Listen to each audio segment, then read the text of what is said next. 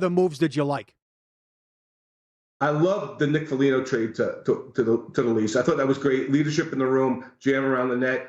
Look, if you're a Tampa Bay Lightning fan, you have to love your GM. He's going for it again. They bring in David Savard, a right shot defenseman, big guy, toughness around the net. You just love this team.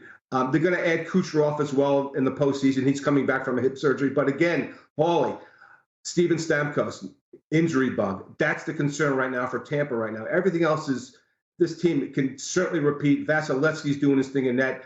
But again, the injury bug with Steven Stamkos, you got to watch out for that. But other than that, I love that move by Tampa to get the best defenseman that was available in David Savard from Columbus. Okay, did you like the Bruins getting Hall from the Sabres?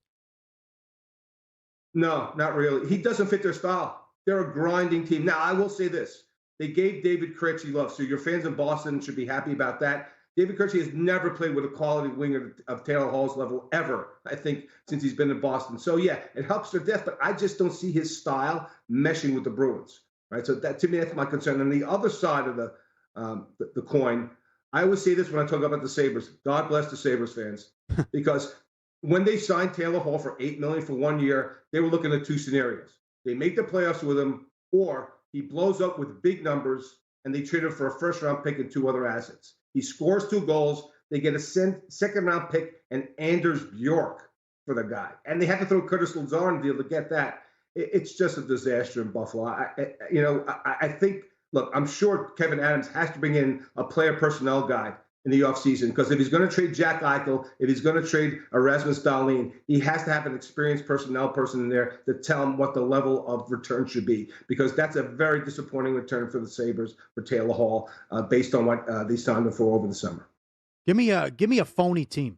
Give me a team that's going to be out in the playoffs early, or a team that's could miss the playoffs that you think could be a disappointment.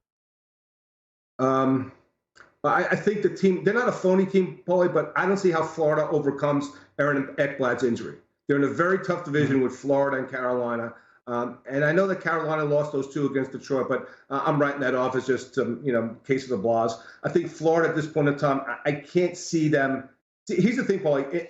In these playoffs, and this is true for any division, like, you want to finish first this year. Yes. The stuff that you don't want, because you're going to have to clear 2 hurdles. For example, in the Central, if you're Florida and you come third, you have to beat Carolina and Tampa to get out of the division.